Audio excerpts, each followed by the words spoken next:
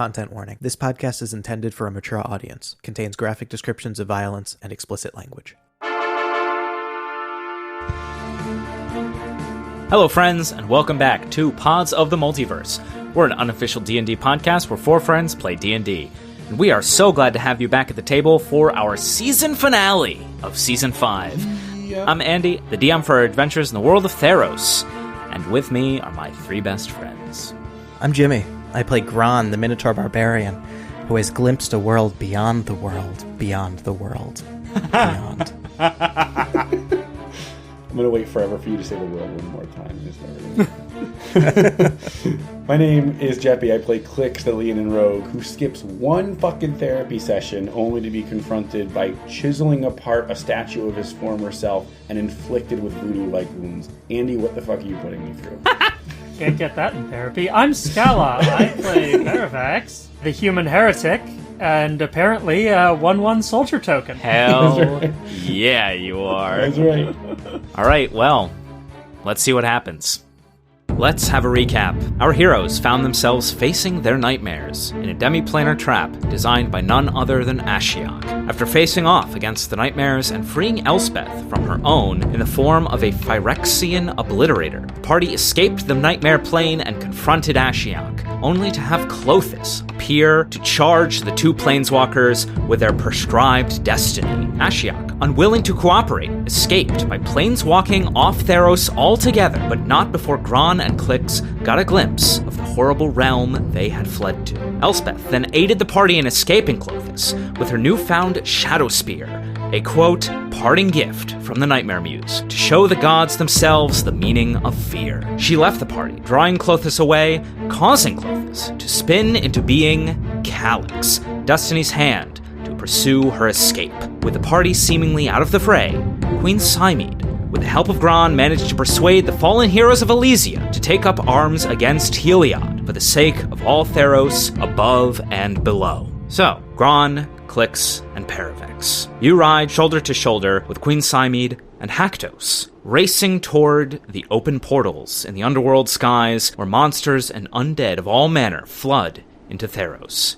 Things seem calm. You see the legions readying for battle, and Haktos calls out, "Prepare now! The portals are far in the sky compared to the paradise of the Citadel. It will take some time, and we may run into other foul dead in the crossfire, but we should be able to fend them off on our journey." As he looks about his legions. What do you do? Gron is breathing really heavily. He's pretty hurt and is not keeping his eyes entirely open at this point. We'll need to find a way to rest, recover. Yeah. Whatever's waiting for us up there. Gron, I have nothing but faith in you, but you're looking rough. Respectfully, friend. Feeling rough. Maybe I'll just close my eyes right here for a little while. Is this a place for a short rest? Is this short restable?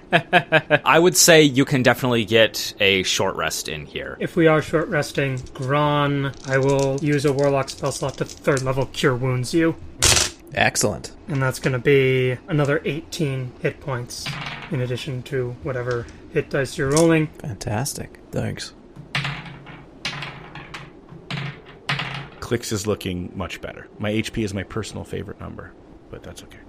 What's your personal favorite number, Geppi? Without regard to anything going on with this game, it's 72. It's a good number. It's a good multiple. Table talk backstory behind my favorite number. It's really stupid. You can start a short rest, and as you do, Queen Symede will take a tight seat next to you all and toward Klyx and Paravex as Gron begins to doze off, say, "Everything happened so quickly. Please tell me how you managed to escape the Nightmare Muse trap." With difficulty. I see. But we had help. Yes, we all did, didn't we? Fleeing that inner sanctum, it was like beholding the fury of a god like I had never seen before. Klothys so angry, so furious. It is her nature. It felt wrong. What do you mean? Everything about that felt wrong. Letting Elspeth go felt wrong, but seeing that side of Klothys felt wrong. I don't know what I mean, to be honest with you. Maybe things will make more sense when we get up to the surface. Gron opens one eye. I wouldn't count on that. You're probably right. Queen of Akros, do you intend to return to your polis and rule? Gron opens both eyes at this point. She looks down over the fields of Elysia That is what I always thought I would do. Find Elspeth, uncover the truth about her death, and then return to Akros.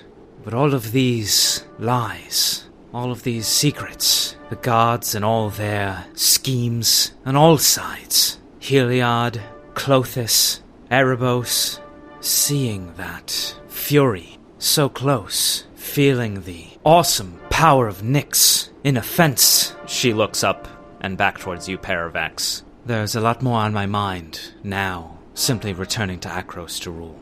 I wonder, have you heard word or omen from your god in all of this? Keranos works in mysterious ways. Even as a devout follower to the god of storms, I understand that his comings and goings of influence are like the changing of the weather itself. I have not heard his voice or felt his brilliance since piecing together what transpired with Elspeth's murder, and I know he helped sustain me while I was imprisoned by Heliod's follower, but since then he has been silent. But I feel, she looks up towards the scars in the sky, the portals. I feel like a calm before a great storm. The storm already rages, and has since long before these rifts opened. You simply had the privilege to stand at its eye. As Paravex's words hang in the still air of this calm, we step away from the three of you, and we return to Andromedy and company. Andromedy, you remember the burst of light, the gods above, their voices, their anger, her anger. How long has it been? You aren't sure. Bursts of blinding, radiant light cover the whole of the sky. You remember chasing Daxos, the Pyrgnos. You see your two companions stir nearby. Everybody go ahead and give me a perception check. 20. 6. Very cool. Dystheus, you stir, and you have this sensation that it has felt like hours, or maybe even days, since the blast that knocked you out. The brilliant light in the sky never ceasing, and the droves of demons and Nyx-born creatures and citizens and soldiers of Meletis itself fighting all around the polis catch your eye. Suddenly, from one of these underworld portals over the horizon, you see not demons, but legions of warriors begin to pour out in flying chariots. Far away from you at this point, you can only see their number as they ride towards the center of Meletis, where Heliod, Erebos, Klothys, and other gods have begun to confront each other in the skies above. Where are we? What is immediately around us? You are still near the Pyrgnos, and it is in ruins. And is Daxos there, or disintegrated, or...? None of you see Daxos in the vicinity. Estrella just looks to Andromedy, which is probably what I'm going to be doing a lot this episode. It seems every ward of the underworld empties itself. Truly, Heliod's arrogance knows no bounds. What are we to do? We are to do what we are meant to do. If we can find wherever Heliod's champion has gone, perhaps we stand one step closer to stopping him. And how will we do that? Find this champion. With divination magic. There it is. That's what I was hoping you'd say. Oracle Piety 25, you can cast Commune as a ritual with this trait. So, that is what I will do.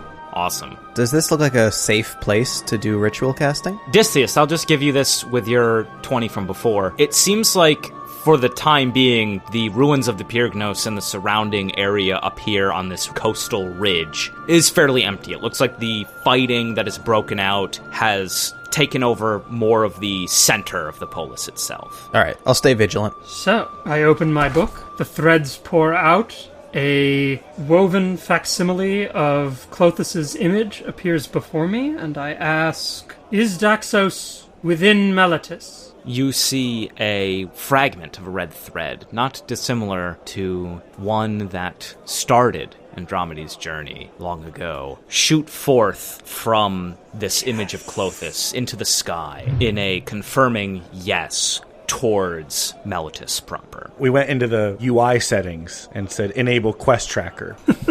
Very nice. We haven't had this since season 1. This is good. It's not a full thread that is now connecting the two of you. It's just one little piece went out and into the air and is gone now. Right. Oh, they patched it. Damn it. Okay. Question 2. Is he within Heliod's temple? You see from the visage cast from your book, eyes beneath her woven bands flare, and it comes back a no. Okay. So, if he is not within his god's temple, where would he hide? You know, I studied a lot about Melitus before episode 1, and then I was like, well, I'm going to forget all of it because we're in hell the whole campaign. Would there be any reason for him to be the Philosopher's Tower in the city? What's that called? Deciata? No, not Deciata. The Deciata is the school, is the lecturing forum. Yeah, okay. Yeah, it's where magic is taught. Okay. That's a place? I know that place and the amphitheater. And the Pyrgnos, which ain't it. Let's see. If anyone would like to roll an insight check, you may. It's a nat 20 plus 4.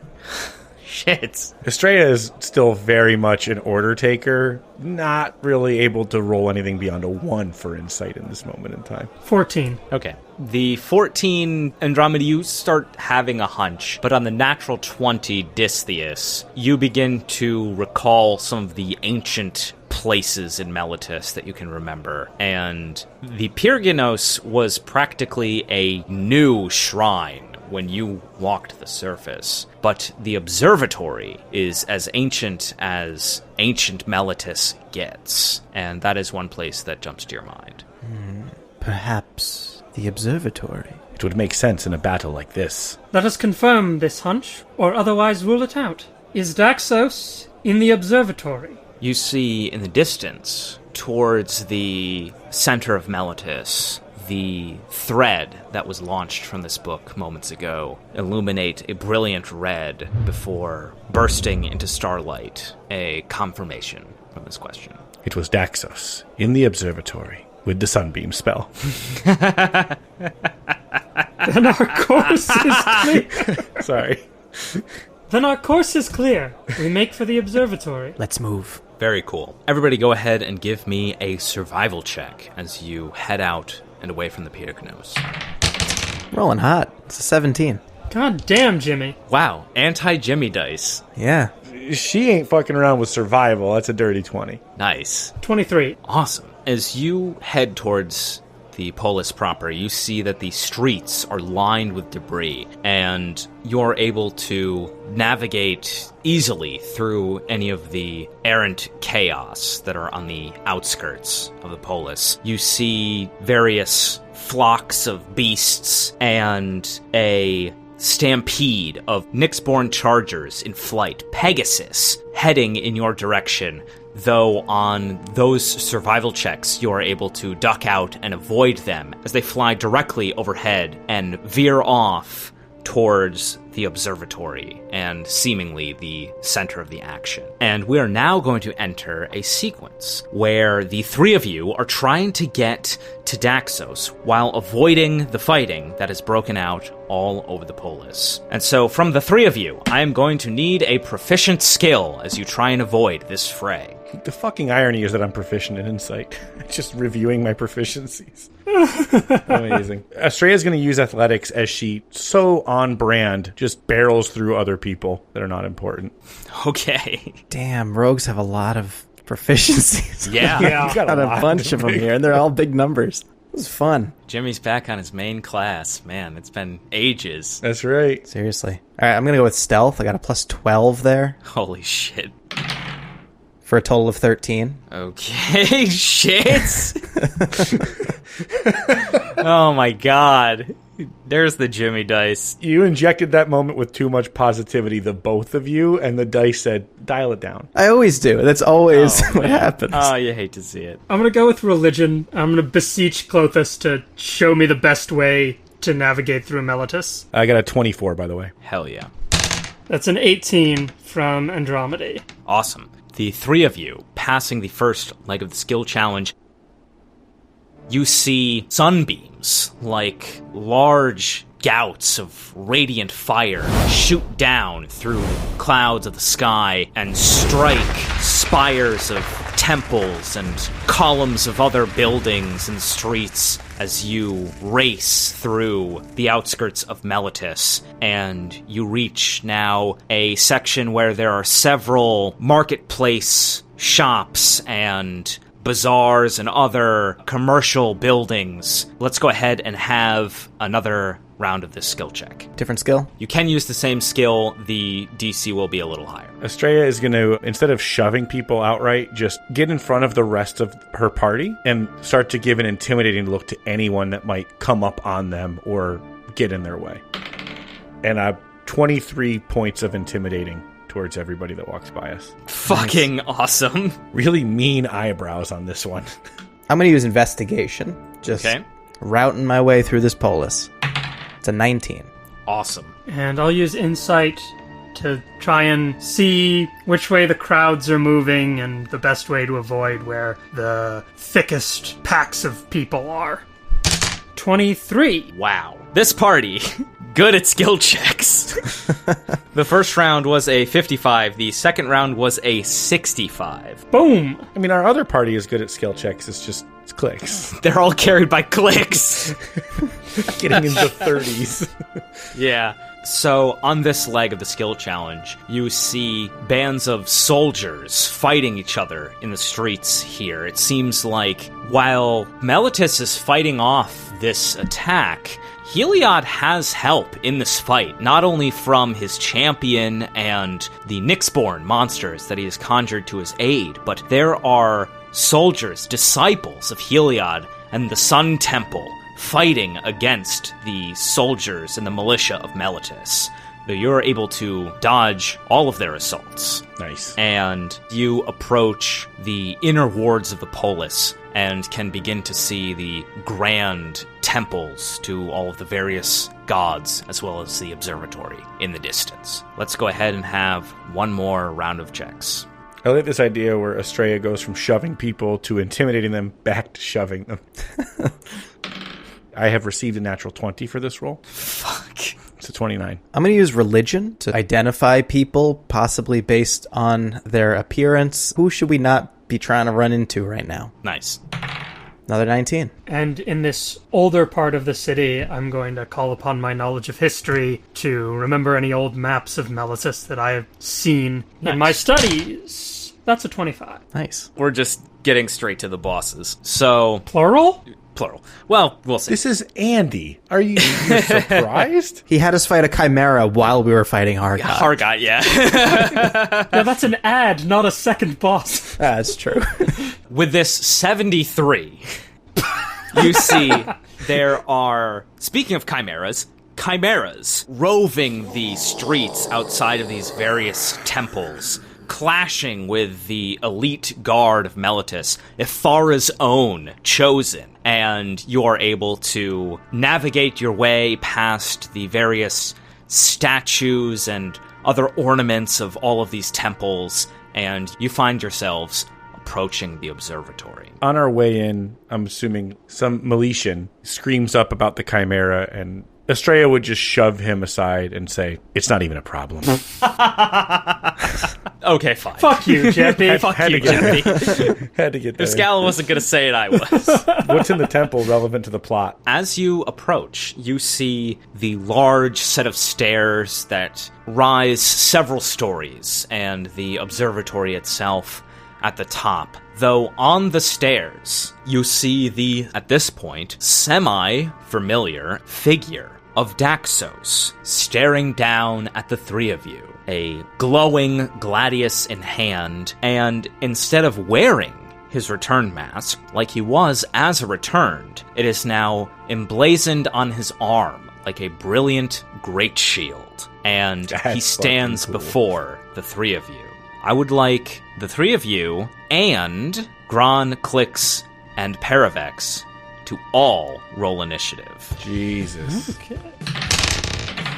Estrella slowly unsheaths her blade. You can't just wreck the city. Rolling a 4. Andromeda is on 19, Paravex is on 13. Klyx is on 17. Both Gron and Distheus are at 8. Well, that makes things easy. You get to take all your turns at once. That's right, and decide which goes first. Okay, what all 6 PCs see is the unfolding of a battle for this observatory, but it takes up the entire inner ward of the Polis of Meletis. And at the top, on Initiative 19, Andromedy, you're up first. You see these flying chariot riders of Elysia on the other side of the observatory, near where the gods appear to be clashing in the sky above. You see Daxos right in front of you, and then you see myriad other combats all about this vicinity. What would you like to do? I would like to cast Haste on Estrella. Nice. And how far away from Daxos am I currently? He is about halfway up this large set of stairs, and so you're about 50 feet away from him. Okay, then I'm happy right where I am. Great. After Andromedy, we go over to Gron, Klyx, and Paravex. At Initiative 18, the 3 of you see Haktos, spear drawn, point forward towards the gods clashing in the sky as you pour out of these portals, and he shouts to his legions, "We charge forward! Above the fray! Heliod is our target!" Easy. Yep.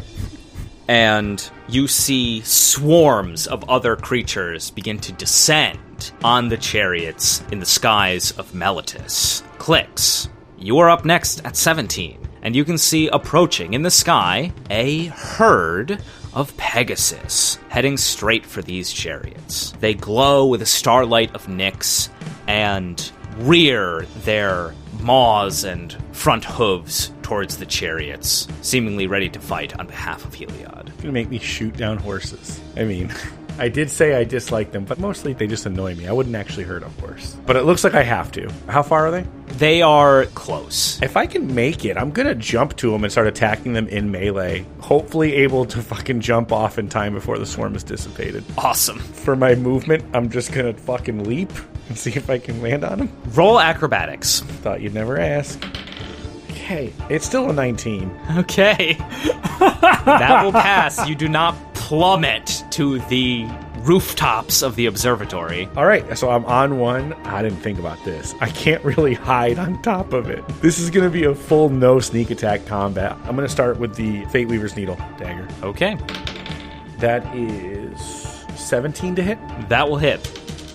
for 9 piercing damage. Okay. As you strike into this radiant Pegasus, almost like opening a wound made of sunlight, Klyx, you immediately take 5 points of radiant damage. Okay, just by me fucking offhanding, he'll do more to me, but I'm going to do it. Offhand with the other dagger.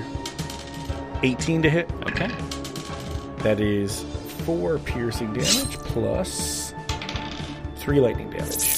Right. Klyx, you manage to fell one of these Pegasus. Just going to hop to the other one really quick. So you use most of your movement to do this. I won't make you use your reaction to basically catch yourself from falling here. Okay. But you do take another 2 radiant damage. Anything else from Klyx? Negatory. Okay. We now go to Paravex. You watch as Klyx begins attacking these radiant Pegasus as the flying chariots fly through this flock towards the gods above. Well, I will stay in my chariot for the time being, because I'm not quite so good at nimbly leaping as Klyx is. I will just fire some Eldritch Blasts at these Pegasi, because I have those now. Nice. Yeah, and Paravex, using Eldritch Blast, what does this look like? Paravex just pulls back their arm, and a facsimile of a spear appears, and they hurl it, and it splits into 2 spears, and I'm going to make some attack rolls. Nice. One of them will probably hit well over 20, but the other is a 12, which probably won't. The 12 will miss, yeah. Alright, so it's just going to be 5 force damage. Okay. And that's it. Very cool. After Paravex, we go to this flock of Pegasi. They rear up and begin attacking the chariots as they fly through, and the 3 of you, Gron, Klyx, and Paravex, will all take 1 attack. That is a miss against Klyx with a 10 total. A miss against Gron with a 12 total. Fuck. And a 19 against Paravex. Ah, fuck off. Oh. And so these hooves. Hooves is a really funny word. That's 8 bludgeoning damage and 4 radiant damage. Okay. As those hooves connect with Paravex, Gron is going to swing out using Sentinel. There's Nice. Sentinel. This is not reckless because I haven't had a turn yet. And with this Star Scourge sword, that's going to be a 22 to hit. That'll hit. 9 slashing damage. You see that another one of these Pegasus begins plummeting, knocked out, and this flock seems deteriorated. Up next is Gron. All right, so Gron is going to, similar to what Klyx did, try to leap from this chariot and grab onto this herd of Pegasuses. Fucking awesome. Give me acrobatics or athletics. I'm going to rage and roll this with advantage. Awesome. Yeah, Gron is in it now. He's got his strength back, and he's gonna maybe whiff it with a 15. 15 will just pass. You are able to latch on for the purposes of what prone would do. I will say you are prone, but you are not falling through the air. So you're on the side of one of these Pegasus. All right, how much movement do I have left? I'll say that used half your movement. All right, so I'm going to use the other half of my movement to get up onto a Pegasus proper. Nice. And we're swinging recklessly. Go for it. That's a 29 to hit. Absolutely hits. It's great to have you here, friend. Don't hit the one below you, though. Gron was about to. Oh, thanks for the tip. You don't have any more movement. I would recommend hitting a different one. Yeah. So would I. That's a 12 on the D12 for 17 slashing damage Holy Thing's shit. deleted. and an additional 6 force damage. Max dice. Nice. Good stuff. Gron, with that swing, you take 6 radiant damage. Okay. And you see another felled. This flock now seeming nearly disbanded. Okay. How high up are we? You are high above the observatory. Give me a quick perception check. It's 23. You're hundreds of feet above the ground. Okay. Just doing the math on fall damage here for a second. I'm going to attack another one. Okay. 25 to hit. 25 hits. That's another really good roll. That's 15 slashing and 6 more force. Jesus Christ. Gron, you take another 5 radiant damage, as it appears this flock is nearly disbanded. There are just a few Pegasus annoying the chariots now at this point, as we go all the way down to Distheus, who at the bottom of the stairs of this large observatory complex, you see Andromeda just cast haste on Estrella, and you see your charge, the one who you were sent to the surface to drag back to the underworld. Daxos in front of you. All right. Excellent. Can I find a place to hide here? I would say so. There's enough structures and other architecture around. Sure. All right. Oh, man. Oh, but that's a really big number I add. That's still a 15. All right, 15 stealth check. Wow, he adds a lot to this. Oh, no. It appears as though he knows where you are. All right. I'll have to find a better hiding spot next time. I'm going to raise up my big billowing sleeve and point towards him, and from within my sleeve, shoot him with my concealed hand crossbow. Fucking cool Nice. as shit. Yeah, hell yeah. Very cool. That's a 21 to hit. Andy, you shouldn't be deliberating that long. No, I'm just looking at this whole stat block. 21 hits, right? You never know. A 21 will hit. Excellent. That's another 6 on the D6. This is a good day. Man, oh man. 10 piercing damage, and that is my turn. All right. The three of you, Distheus, Estrella, and Andromeda, see stepping out into view on a second-story platform of this observatory, behind Daxos, a figure in a long white robe with gold trim. He has short blonde hair with a gold circlet and a large ornate spear and shield emblazoned with the symbol of Heliod in his hands. Hail, sun-crowned champion of Heliod! I have been sent to come to your aid, for I am Zephos, the sword of the sun and his chosen oracle. And this oracle, Zephos, this is a callback to a home game that only Scala is smiling at, will use his Holy Fire ability, and I need Andromedy to make a wisdom saving throw as a bolt of radiant energy streaks towards you. Wisdom save, eh? Okay. 20. Unnatural. Okay, that'll definitely pass. And so, as you are struck by this bolt, you will only take 10 radiant damage and are not blinded by this assault. I retain concentration on haste. Nice. This oracle then will use a bonus action. You see he raises up his spear. Every ray of the sun will cleanse this place, and then all of Theros. And you see a healing aura surround Daxos and seem to heal the wound that was inflicted by the crossbow bolt. Oh, fucking... okay. As we go down to Estrella at Initiative 4, you see now these two adversaries in front of you. Estrella clocks that healing magic. I'll just have to hurt you more than he heals you. Cracks her neck, squares up. I'm going to walk slowly up to Daxos and start swinging. Nice. Not that slowly. You do have haste. I do have haste, but I wanted it to be like a menacing vibe, you know what I mean? Hell yeah. But I am going to use all of my haste turn economy, you best believe. First attack with my longsword is going to hit at a 25. That will hit. We'll go ahead and slap a smite on this one. I'll just use one spell slot because I got so many fucking attacks. 11 radiant damage and 12 slashing damage. Awesome. Estrella, you notice as you swing in, he does appear to be resistant to that radiant damage. That tracks. Just spent a spell slot to learn it. Not a big deal. Okay, extra attack. Yeah, that's a 24. That hits. 7 slashing damage for that one. Okay. And then we'll do all that again. Very cool. That is 18 to hit. That'll hit.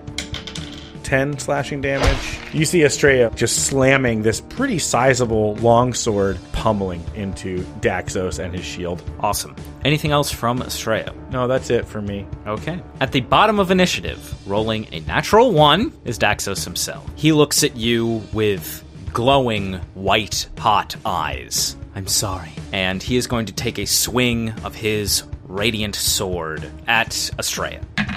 That's a 26 to hit on the first strike. Misses. Seriously? No, I wanted Andy to look. Andy didn't look at me smiling. No, of course not. And I'm not going to look. Oof. Okay, that is 16 slashing damage plus an additional 14 radiant damage. WTF, friend. It's a lot of fucking damage. Big dammies. He takes his gladius and he swings to strike a second time. Oh no. That is a 24 to hit. Yeah, it does. It does do that. That is another 15 slashing damage and another 10 radiant damage. You see Estrella topple momentarily and then pick herself back up. Well over halfway to the fucking grave. And the three of you, Estrella, Distheus, and Andromedy, watch as Daxos, imbued with demigod-like status, when he swings these two blows, you see how much damage it does to Estrella, and yet it looks like he is simply slicing through reeds, like it is a toss of his arm to do this. Like it's the season finale. Like it's the season fucking finale. Cool. We go to the top. All the way to the top. There is a lair action at Initiative 20. I would like somebody to roll me a D8. I rolled an 8. Well, some of you were literally just talking about this, but in the sky, around the airborne party, you see billowing storm clouds. Deep blue, purples, and reds erupt out of the ether as Keranos' storm ignites, and I'm going to need the airborne party, Gron, Klyx, and Paravex, to all make me dexterity saving throws as you are enveloped in this instantaneous thunderstorm. 18. 18. Wrath of the Gods? Fuck you, 24. Awesome. So the three of you on that save will only take half. I think we picked the right chariot to be in with Cymede. I think that was a good choice. Hell yeah. You take half of 12, that's 6 lightning damage. I take none of that damage. It was a dex save. Gron's resistant to lightning damage, too.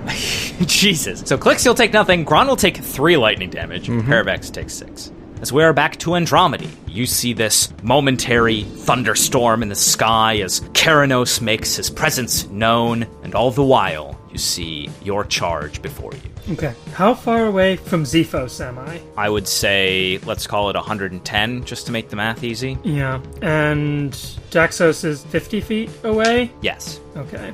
I'll use my full movement, get 30 feet up these stairs. Okay. And I will send Scully to deliver... Oh, fuck it. This is a demigod. 5th level inflict wounds. Holy shit. From a flank with Estrella. Hell yeah. Welcome back, Scully. This is the first time Scully's come back.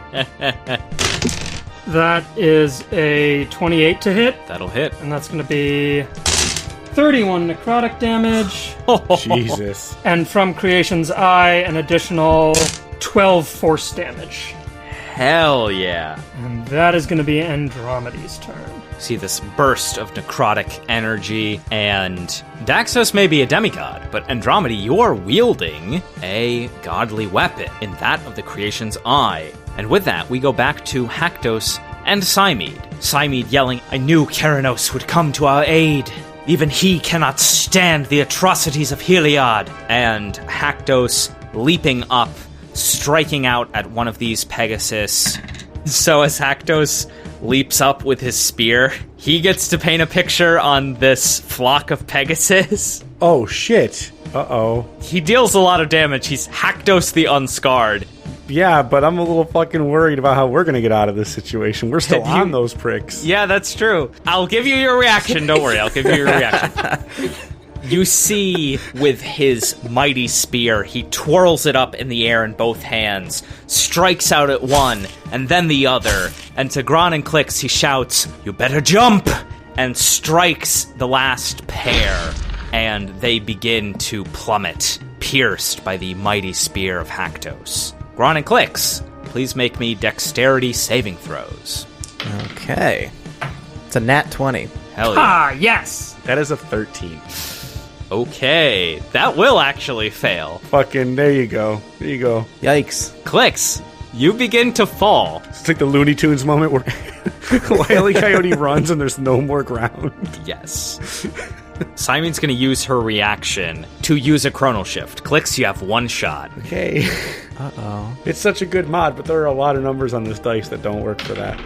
Dirty 20. At the last moment, with a flick of the wrist and a spark of lightning, you're able to make this leap back onto one of the flying chariots. No one jumps better than me. Queen Cymede gives a side eye to Paravex at that comment, and we go on to Klyx.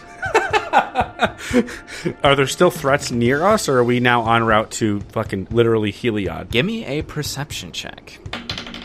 13. You can see ahead of you, billowing up around the central columns and the highest levels of the observatory, a cloud giant begins forming in front of your company of flying chariots. And it looks like that may be your next obstacle. Haktos shouts, "Fear not! We are drawing closer!" This world just keeps giving me giants to kill. Is it within crossbow range? Should I just start shooting at it? Otherwise, I'm just going to hold my action. You would be in range, yeah. Without disadvantage, yeah? Correct. So, wheat. 23 to hit. Hell yeah, definitely hits. 6 piercing damage. Every little bit counts. Oh, that's great. Nothing like introducing a big damage moment and then just a 1 on your D8. Incredible. All right, anything else from Klyx? No. Okay, we are over to Paravex. You see this cloud giant 50 feet ahead of your chariots. 50 feet. Okay. And just for clarification, the chariots move on Haktos' turn. Good to know. I'll just shoot some more Eldritch Blasts. Paravex winds up Nice. with some more Force Spears and lets them loose. Does an 18 hit, An 18 will still hit. but another 12 won't. 12 will miss. Minimum 1 point of force damage. Fuck. Yikes. Hi, friend. Yeah, I know what that feels like. All right, rolling in on a 10, This cloud giant will now act, and you see its billowing cloud form appear like a sudden tempest. Large, long, cloud-like strands of hair and a large, billowing beard. It swirls its massive arms around and is going to break off a large column from the top of the observatory, and using it as a rock will fling it. This is coming at Klyx, who has done the most damage to it so far, as pitiful as that may be. Yes. With a plus 12 to hit, Okay. It's got a 14. that is a 19. It does hit. Fuck. Klyx, that is going to be 26 bludgeon damage. That's garbage. I don't like it. Now might be a good time to... Yeah, Are you we gonna- know what we're doing. We know what we're doing. Imagine if I said hellish rebuke. Jesus. No, we are gonna uncanny dodge the living shit out of all of that. Thank you very much. Very cool. As a bonus action, on its turn, it is going to use one of these variant giant options. It conjures a wind aura. Around itself, you see billowing winds and clouds illuminated with the starlight of Nyx, and it appears as though any ranged attacks might have a tougher time getting through it. As we go to Gron. Yeah, I'm going to hold my action to attack it when we're within melee range. After Gron, we're on to Distheus, down at the base of the observatory. All right, Estrella is still engaged with Daxos here, so this is going to be a crossbow shot with sneak attack. Very cool. 15. 15 will miss. 15 will miss, whizzes past, trying again as a bonus action. All right. 16. 16 will still miss. You see it deflect off of his return masked shield. Damn it, Distheus. Get your head in the game. I think that's all I can do. No one's bothering me over here. I'll just stay here. Awesome. On initiative 7, we have Zephos. First thing he's going to do is see if his healing light ability recharges. It does not. And so instead, he is just going to point his spear towards Andromedy and Estrella and will cast Flame Strike. Counterspell. No, fuck off. Okay. That's a 4th level spell, right? It is. Yeah, alright. 4th level counterspell. We're not rolling. Get the fuck out of here. Okay. You see a beam of light begin to rush down from the sky, and Andromedy, you immediately put an end to this ray which was about to erupt into the flame strike. That is Zephos' turn. We are on to Estrella. Bonus action. I was gonna Hunter's Mark, but after that horse shit last round, we're gonna go ahead. I'm gonna bonus action cast Shield of Faith on myself, Okay. and then slashies. What does that Shield of Faith look like? Agrias' Shield of Faith, in spite of her armor being more of gold and blues and her shield being more traditional, radiates an aura of black and green energy, invoking her god, Athreos. Very cool. And my AC now total is 22. Nice. All right, slashies. Let's do it. Okay, first attack is an 18. That will just miss. Yes. Okay, I guess I'll try again. Am I correct in thinking that 18 hit earlier and is not hitting now? It might be the buff that Zephos put on. Yeah, it is. Okay, that's what I was trying to target. Yeah, good. Okay, second attack is also an 18. That will just miss. Natural 20. To make There up for we that. go. Okay. Jesus, there we are. All right. Pretty good. 24 slashing damage. A solid hit from Estrella. You can see a bit of glowing blood streak down from Daxos' wound, looking injured. Damn right. Anything else from Estrella? That'll be it for her. Awesome. We now go to Daxos, staring you down, cold, with his brilliant, white-hot eyes. I must complete my task. I'm sorry. And will make his attacks. That is a natural 20. Nope, it's an 8. It's an All 8. right. Okay. Oh my goodness. It's an 8. All right, Andromedy, describe your ways. I feel like all of this is mirrored in the more cosmic battle above, where Heliod and Klothys are fighting. Both Heliod and Daxos raise their weapons to strike at Clothis, and these waves of undulating thread wrap around the arm and hold them back, impeding the momentum of their attack. Awesome. Very fucking cool. He's gonna try and swing again. That is a 16 total. Won't even come close. No. Estrella stands before Daxos, and he stands stalwart against you as we go all the way back to the top. And let's have somebody else roll a d10. 7. Okay, this will affect the ground party. You see as the gods clash in the sky, the various temple structures and clashes between the warriors of Meletis and the followers of Heliod become enveloped in circles of death, and Daxos and the surrounding fight that Andromeda, Estrella, and Distheus are in become enveloped in one of these circles cast by Erebos's ire, and I need the three of you to make Constitution saving throws. 18. Natural 1. 21. So Andromeda and Estrella will pass. Distheus fails on the nat 1, and Distheus, you end up taking 26 necrotic damage, and the other two save for half. Still not good. Alright.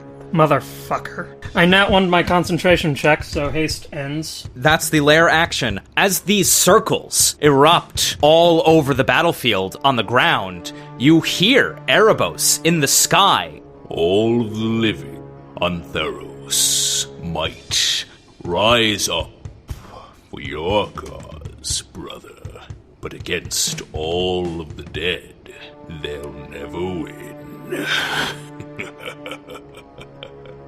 And we go on to Andromeda at 19. I am going to cast Summon Fae at 4th level, Nice. because it has a range of 90 feet. I'm going to summon this Fae right on the platform where Zephos is. Oh, hell yeah. And so, from the clash of the gods in the sky, this spark tumbles down onto the observatory, and this molten globule lands next to Zephos and rises into the form of this fuming Oread. Very cool. And as a bonus action, it bubbles and smokes and teleports right next to Zephos and makes attacks. Sick.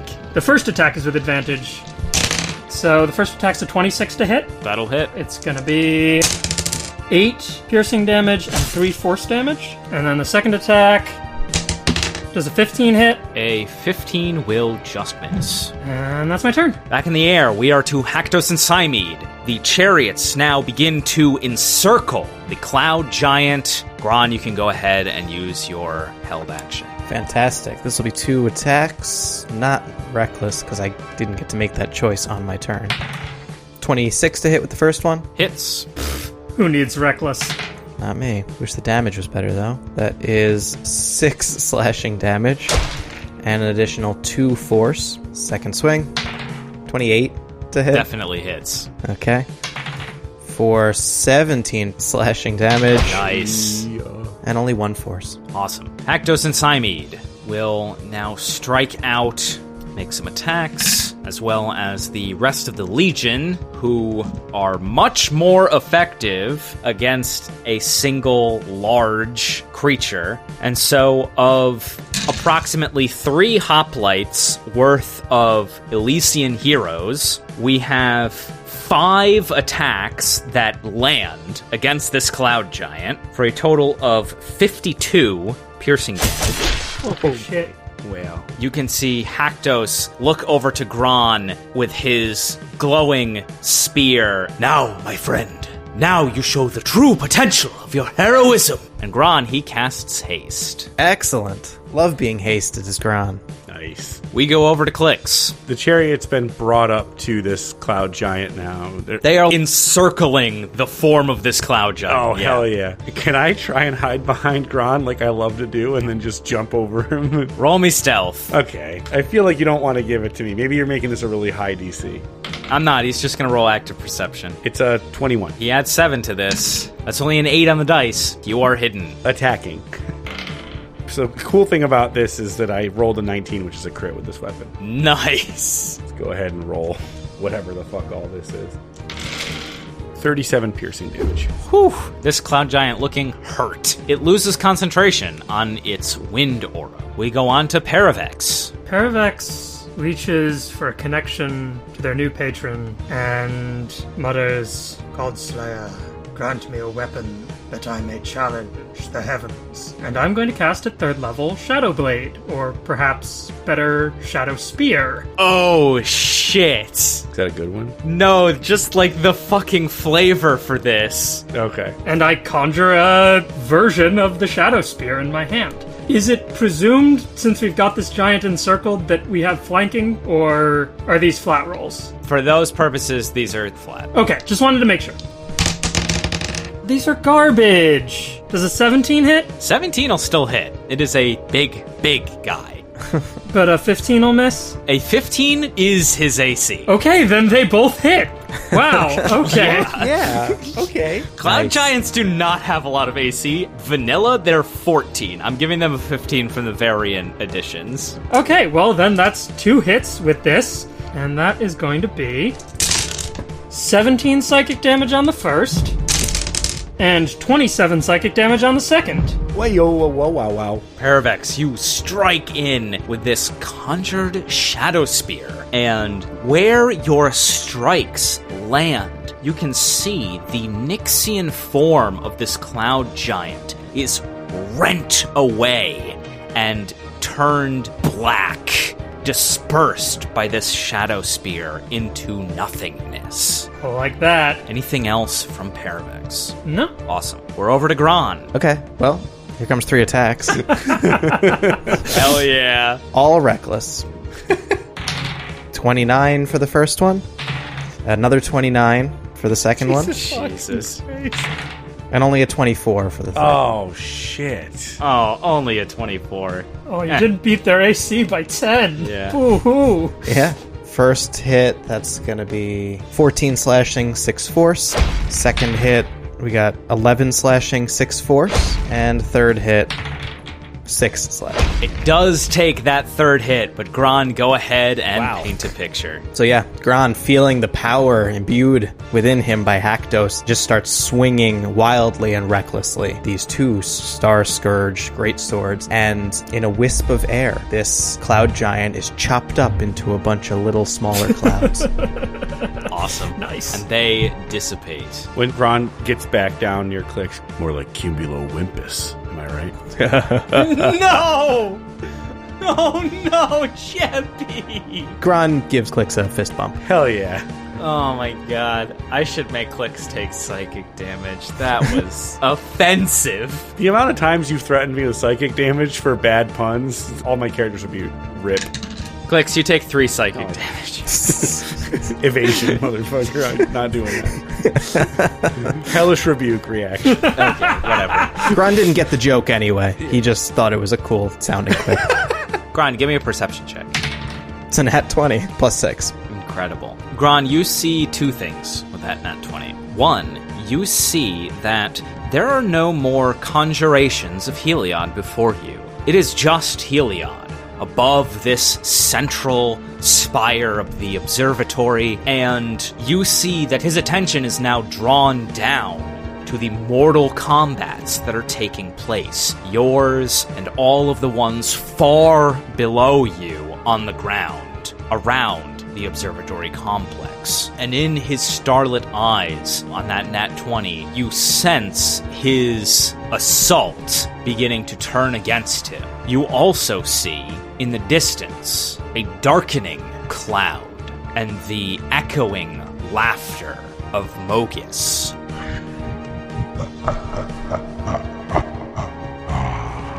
Gron, go ahead and roll me religion with advantage. Sure thing. 12. I add nothing. It's never going to be, like, actually a good roll. These have never been very high DCs, and so you can sense this assault against Heliod pleases Mogus, and you are rapidly gaining piety with the God of Slaughter. Whether you like it or not, Gron, you gain 10 more piety with Mogus. Okay. It's helpful in this situation. I'll accept Mogus's aid. And with that, we go to Distheus. Okay. Would you say Zephos is within 120 feet of me? You immediately went to hide, so I'd say he's just outside of that, but you could get within 120 feet. Then, I'm looking at the whole battlefield. I'm going to position myself so that I am within 120 feet of Zephos and within 30 feet of Daxos. Okay. Is this possible? So you just go up the side of the stairs. Yeah, you can do that. Gotcha. Okay. And I am going to let off 2 shots with this hand crossbow. Both of them are going to Zephos. Okay. This is not with disadvantage because of the sharpshooter feat. Awesome. Fucking ranged crossbow roll. Very cool. It's only a 14 to hit, though, for that first one. That'll miss. Yeah, it will. And a 15 to hit for the second one. That'll still miss. Yeah, I know it will. These guys seem well armored, Distheus, as both of your shots go wide. Fucking sharp shitter feet is what it is. Distheus is such a well-equipped character. These are just bad rolls. Everything's been single digit so far. Yikes. That's my whole turn. Okay. We go on to Zephos. They see Daxos injured in front of them. Below them, they're going to see if their heal recharges. It does not. So instead, they will bonus action Healing Word at Daxos. Stand tall, champion of the sun. Our light shall never fade. Man, the fucking Heliod bullshit just comes way too easy for me. I don't like that. Daxos regains some health, and they are going to engage with this Oread. They're going to make 2 maul attacks. That is a 14 on the first. That'll miss. And a 17 on the second. That'll hit. Okay. So that is going to be 10 bludgeoning damage and an additional 9 radiant damage. Okay. After Zephos, we are all the way down to Estrella. You are no longer hasted, I'm afraid. I know, I'm no longer hasted. Which means you can't take actions this turn, right? What do you mean? When the spell ends, the target can't move or take actions until after its next turn, as a wave of lethargy sweeps over it. Fucking hell. I was thinking about casting haste on myself. None of that matters, because I don't get to do anything. No, nothing. That's it. Okay. It is now Daxos' turn. Daxos continues his assault against foe right in front of him, Agrius. Saying nothing, he takes his 2 swings. That is only a 21 to hit. Get the fuck right out of here, okay? Did you subtract the 2 from your AC from haste Fuck being gone? you! Oh, It hits. no, it does hit. I'm sorry. It hits. It hits all day. Okay. Get this pile of dice back in. Piles. Awesome. That's an adjective I would like to have used before the word dice. It's a graveyard of dice. I'm about to be a graveyard of undead human. That's 15 slashing damage and 9 radiant damage. Okay. Estrella is down on 1 knee. Stand down, hero.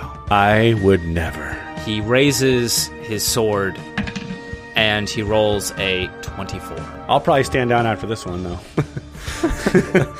I'll probably stand right the fuck down. I mean, she is a tank. She's literally doing her job. I'm not that upset. Yeah, absolutely. Exactly. So, Estrella, that is going to be 10 slashing damage and 12 radiant damage. Done. She's down. You see Estrella fall unconscious. Uh-oh. We are all the way back to the top. Let's have another lair action roll. That's a d10, please. I'll do it. It's a 10. Wow, this is actually strictly beneficial. Oh. Those exist? There are 2 of them, and you rolled 1 of them. Benevolent DM has entered the chat. On this lair action, you see Ifara in the sky hold out her arms and proclaim, "Followers of Heliod, I command thee, cease!" And on Ifara's order, she is going to try and make Daxos and Zephos spend the next round ceasing. These are 2 wisdom saves.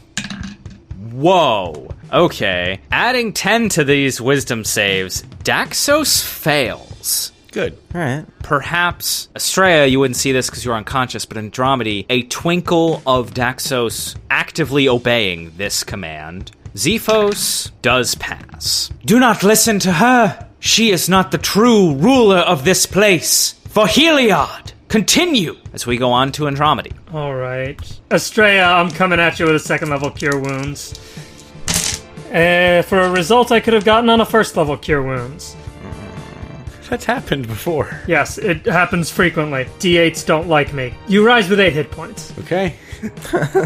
That is going to be all Andromedy does on the ground. Up on the platform, the Oread will use its bonus action to teleport to the other side of Zephos, and it's going to make its attacks. Does a 16 hit? A 16 just hits. Actually, excuse me.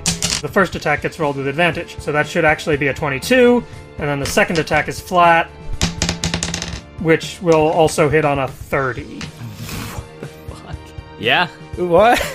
You gave me the Creation's Eye. It gives me a +3 to spell attacks. Yeah, it does. Jeez. Wow. That's pretty good. It uses my spell attack modifier for its attack Yeah, rolls. it does, doesn't it? That's sick. That's great. Yeah, God relics. Anyway, first attack deals 10 piercing and 2 force. Second attack deals 8 piercing and 6 force. Anything else from Andromedy? No, that's it. Okay, we are back up in the air with Haktos and Cymede and the rest of the legions. They fly towards Heliod. Cymede cries, "Today, we take our destinies for ourselves against this atrocity." As the 3 of you approach the semi-corporeal form of Heliod, their star-field form of Nyx cast half in the sky and half in the vicinity of the upper reaches of this observatory structure. Haktos looks over to Gron and then to Klyx and Paravex. "Make no mistake, heroes. He thinks that this is his correct destiny. I don't think there are any living or dead who can remember a time when gods and mortals stood against each other in such a way. Steel thyself." And he raises his spear, holding his action. As we go to Klyx, go ahead and give me a perception or insight check. 4. As this group of flying chariots approaches Heliod, Klyx, I don't think you honestly would have any idea if your attacks would even do anything against this god, let alone what would happen if you were to injure him. And with that in mind, what would you like to do on your turn? I'll just look to Gron. No, this is new for us. Killing a god. We could probably do it. But I'm going to hold my action. Okay. Klyx will hold his action as we go over to Paravex. How far away from Heliod are we? He is much further above this scene, and so I would say after Haktos moved, you're still another 50 feet away from the bottoms of his robes. The range on Cloudkill is 120 feet. Okay. I pull out the jar. Yeah. Oh, man. Oh. Technically, you're not hurting Heliod. You still have that? I have not had a use for it until now. Let us see if gods can choke. Nice. And I open the jar and I let loose the Cloudkill. I don't know if Heliod can fail a Constitution save. Well, I'll tell you what happens. Heliod, god of the sun, makes a Constitution saving throw. The total they roll is a 26. I'm sure that beats the DC of this magic item. It does. Does Heliod take half damage? Go ahead and roll damage. Heliod takes half of 24 and even 12 poison damage. Okay, here is what you see, Paravex, and the rest of you. Oh god. Literally. You see this cloud kill envelop the base of Heliod's form in the sky, and for a moment, it looks as though it is going to take hold. Very quickly, you see his face, lit in starlight, look down towards this cloud kill, and in an instant, it is dispelled. Sounds right. Paravex, is there anything else you'd like to do on your turn? For some strange reason, I feel like I might be retaliated against. I'm going to take a bonus action to use a couple of my healing light dice to pad my hit point total a bit. Okay. I recover 9 hit points. Okay. Paravex, at the end of your turn, you see Heliod use a legendary action and point Cursor itself down towards you. I need you to make a Constitution saving throw. 17. Okay, that will fail. This isn't upcast or anything, but it is one of Cursor's spells. Paravex, you take 26 radiant damage and are blinded by Sunbeam. Okay. With advantage, I maintain concentration on Shadow Sphere. Very cool. I took the Warcaster feat as part of my level up. Fucking nice. Okay, and we are over to Gron, having just witnessed all of this. Haktos held his action, right? Correct. Suppose I'll follow his lead. I don't have anything to target. I'm right here, right now. Wait for melee range, if that's what he's doing. Might as well put a smite on this. So I'll use that bonus action on my turn. That's it for Gron. Right. Awesome. So you prep this smite, and we go on to Distheus on the ground. All right. This has not gone well so far, but I'm going to try the same shit I've been trying, I guess. Okay. Yeah. I'm going to shoot at Zephos twice. Go for it. This is unreal. Misses on a 14. Crit fail. Oh, no. This is... At least Gron's having a good time. Sorry. Was that 0 hits for Distheus? Unfucking real. Oh, you got the first hit. You got 1 hit. Yeah, the first hit. First for hit. 6 damage or something. Yeah. You know, you see the plus 10 to attack, and you think you have a pretty good shot to hit. You do. Yeah. Oh You my do. God. You do. The enemy's AC is 16. You're like, you know what? It's like a 3 in 4 chance of hitting. It's just slightly worse than 25% of the dice that misses. That's right. Yeah, but then you roll 7 whiffs in a row. All right. That's my turn. All right. We go on to Zephos. See if their light restores. It does not. It recharges on a 5 and a 6. He hasn't rolled it once. Good. And is going to instead note how much firepower Andromedy is putting into this combat. He's going to use his holy fire. Andromedy, please make a wisdom save. Okay. Wow. That's not good. 14. Okay, that will fail. And you take 14 radiant damage and are blinded until the start of Zephos' next turn. Sure. Are you fucking joking? Oh no. That 5 on the concentration check is becoming a 6. I'm not losing concentration on my Fae and being blinded. Yeah. Okay. Because with his second attack, he is going to swing out at this Oread. That is a 18 to hit. Yeah, that hits.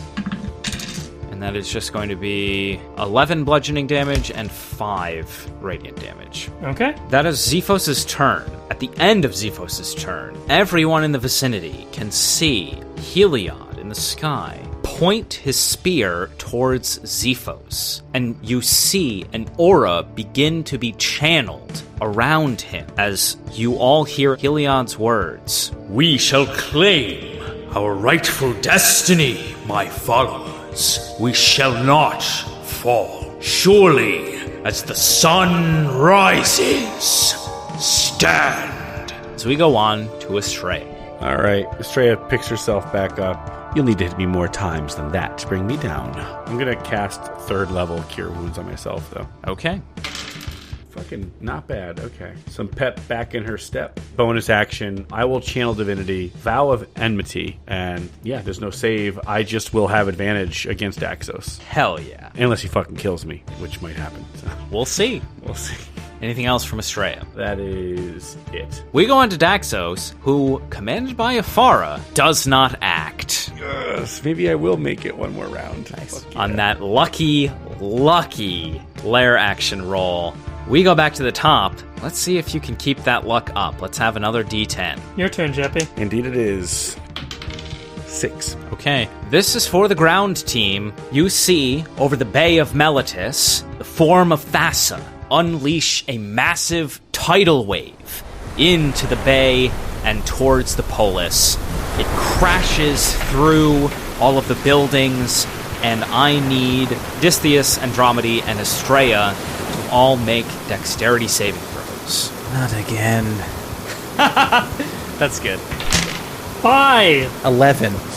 The 16 passes, the other 2 will fail. And so the fails take 16 bludgeoning damage and are knocked prone. And the half will take 8 and is not knocked prone. I lose concentration on the summon Fae. Damn. Bad dice day. Yeah. It really is. 5, 3, 3 were my last 3 rolls. Jesus. Daxos also has to roll this for what it's worth, and also fails, and takes that damage as well, and is also knocked prone. This one hitting all sides. And the water immediately drains out. And then it vanishes, yes. I don't get any cool Triton-related mechanical bonus. Fish swims by, and you can speak to it. Hey. Yeah, right. That's just... Amazing. Jesus. It's pretty wild, huh? Oh, yeah. Are you from the north? Oh my god. That's Andromeda's turn. Andromedy is blind and prone and having a bad day. I used half my movement to stand up. Here's a question now. Even though I can't see, could my familiar see to deliver a spell? Yes. Okay, I hold out my arm for Scully, and I produce in it a 3rd level inflict wounds, and I have Scully go and deliver that to Daxos on the ground. That's a 30 to hit, That hits. and that's going to be 28 necrotic damage and 10 force damage. Incredible. Through Scully, you can sense that Daxos is beginning to look very worn. You can see, like sunlight, his wounds are glowing, and he does not look physically exhausted in a way where he's short of breath or his body is staggering, but you know, and Estrella and Distheus can see this plainly, that his form is coming apart. Brick. Speaker of the gods, your time has come and gone. Return to your rest. Enough of this. That Daxos is gone. I serve the sun now. Poor guy. Anything else from Andromedy? That's it for Andromedy. Is this blindness a 1-round thing or a save at end of my turn thing? These ones were 1 round. You are no longer blind. Okay, cool. Great. Okay, we go on to Haktos, who now, with the Legion of Flying Chariots, is beginning to surround the base of the form of Heliod. You can see the Legion and Haktos and Cymede begin swinging out against this god with their weapons, and you see they swing through the starlit form of Heliod, and they seem to be having minimal effect, and if anything, only seem to draw the god's ire more. You hear Cymede, No, there must be a way! And Haktos, in response, Do not cease! The gods are against him as well. We add our might to theirs. Do not fall, and victory will be ours. Gron, Paravex, and Klyx, go ahead and give me perception checks. 23. Dirty 20. 14. All right, Gron and Klyx can see that some of these weapons are magical, and although they don't appear to be doing much, they aren't doing nothing. On those high rolls, it appears as though the support of these heroes of Elysia and the commitment of the assault from the gods of Nyx against Heliod are having its toll. And so, I'll just give this to you. You're essentially fighting an avatar of Heliod at this point. And so, with those perception checks, you would think to continue the assault, as Haktos and Cymede have surmised. Excellent. Then I'm going to take my ready to action. Go for it. Here's 2 attacks. These aren't with advantage. That's a 24 to hit. That hits. 12 slashing, 3 force, and 3 more psychic. And I'm not even going to try the wisdom saving throw for frighten. Gron knows better than that. Very cool. I have another swing. Ooh, 15 to hit? Will miss. That's like my 17th 4 of the night. All right, great. That's it. All right, Klyx. Yeah, let's try. Okay, yeah, probably 25. That'll hit. It's a god, so the question mark at the end of 25 is warranted. You gotta ask. 6 piercing damage. That's it. All right. Gron just makes this huge statement and Klyx just goes, boop. After Haktos and the rest of the company's turn, Heliod is going to use another legendary action. Gron, will you please give me a Constitution saving throw? Sure. It's a nat one. Oh, Jimmy. That will fail. Yeah, it was almost a 22, but then it rolled. That sucks. You see, Gron's form is irradiated by another sunbeam as you take 22 radiant damage and are blinded for a round. We're over to Klyx. Let's see how hard it is to hide from a god behind a beefy minotaur such as Gron. You can try. How does a 28 feel to Heliod? On a natural 4 plus 14, Klyx, you are hidden. Damn right. Outrun the sunlight. All right, I'm going to go ahead and attack with the Fate Weaver's Needle. It's probably going to hit 25, but it's not a crit. That hits. 23 piercing damage. Awesome. After swinging out through the form of Heliod, you see his radiant, starlit eyes look down. And Klyx, you are enveloped as a legendary action after your turn in a beguiling glow. Klyx, I need you to make a charisma save. Oh, I know what this is. Okay, nice. So that is, for the second time in a row, a natural 1. Fuck this dice. Give me the other one. My mod's a 3. Klyx, for the next round, you are charmed by Heliod. Great. Oh, Klyx is within 5 feet of me, right? So roll with advantage. Oh, shit. Yeah. Okay. I couldn't have gone any differently. That's a natural 20. Fuck off! Holy Nice. shit. Yes. Holy shit.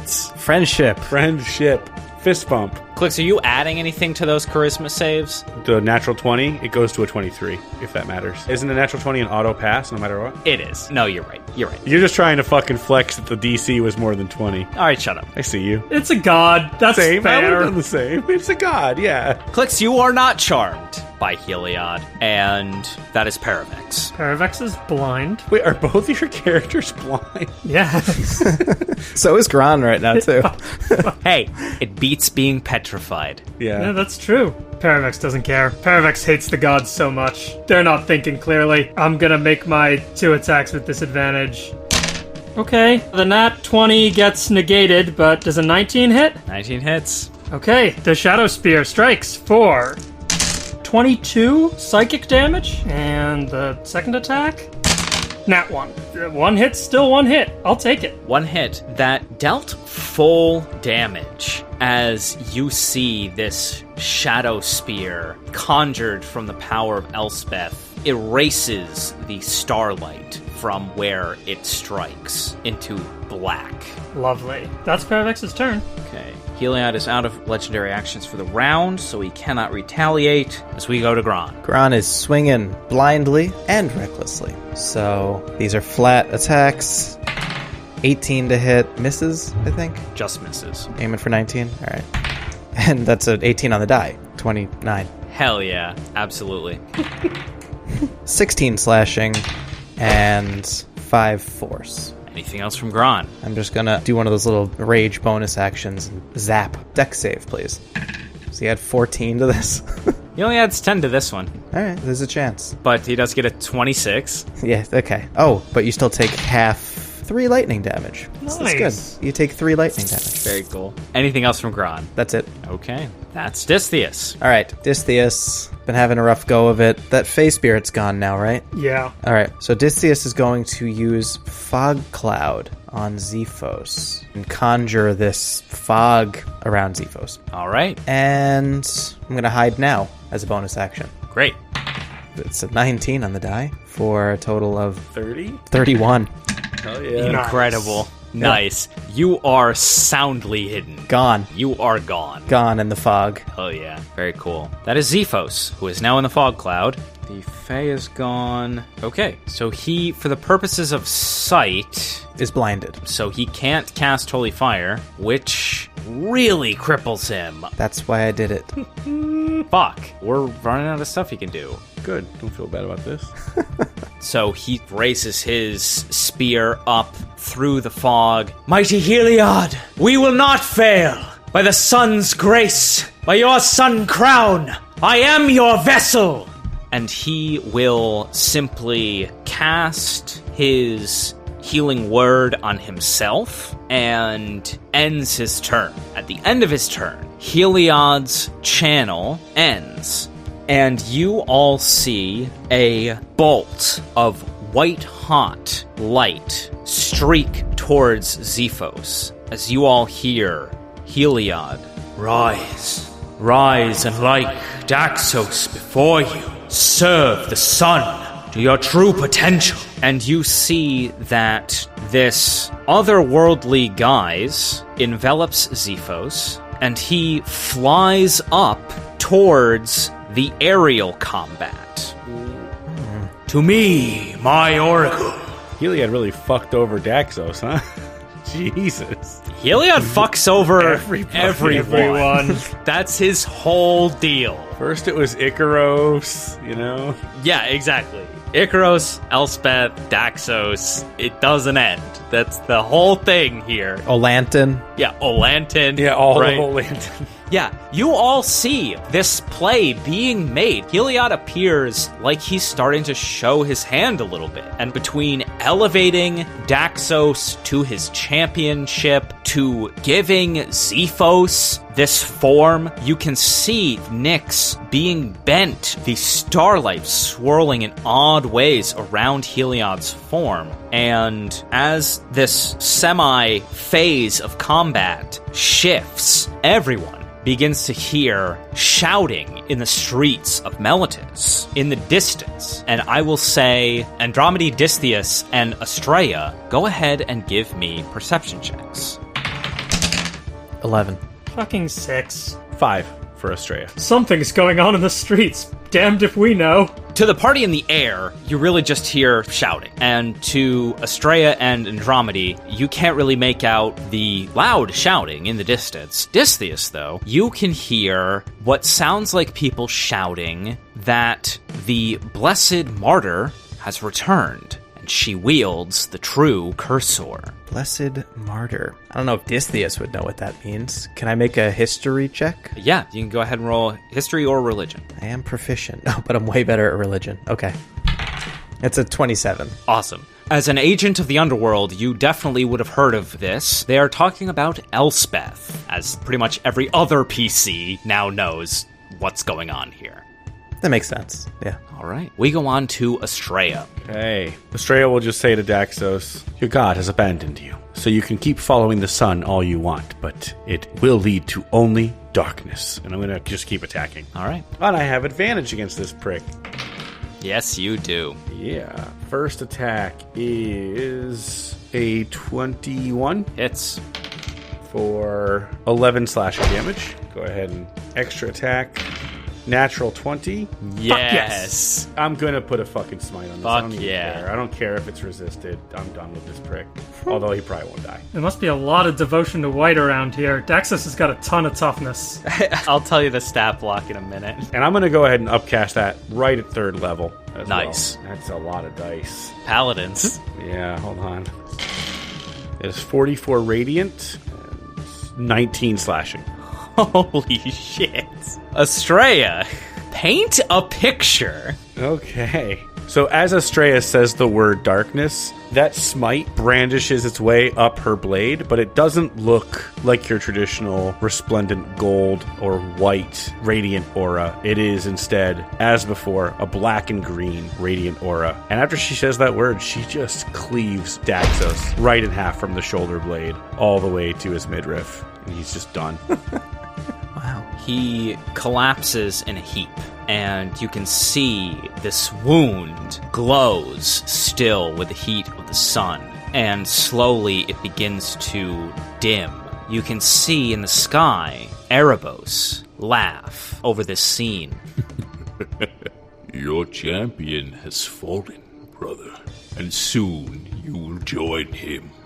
And he extends his arm down towards the party on the ground. And in your minds, Distheus, Astraea, and Andromedy, you can hear the god of the underworld tell you, Now you go ahead and finish your task. Don't let this one get away again. Did Daxos die? Daxos is a demigod. Right. And they, for the purposes of mortal and immortal, are not dead, but they are out of the fight. Got it. But Erebos has compelled you to bring him back to the underworld. Would I understand how to do such a thing? Return to the underworld? The portals, including the one you came through, are probably still there. Okay. And we're not too far from that for it to be a big project?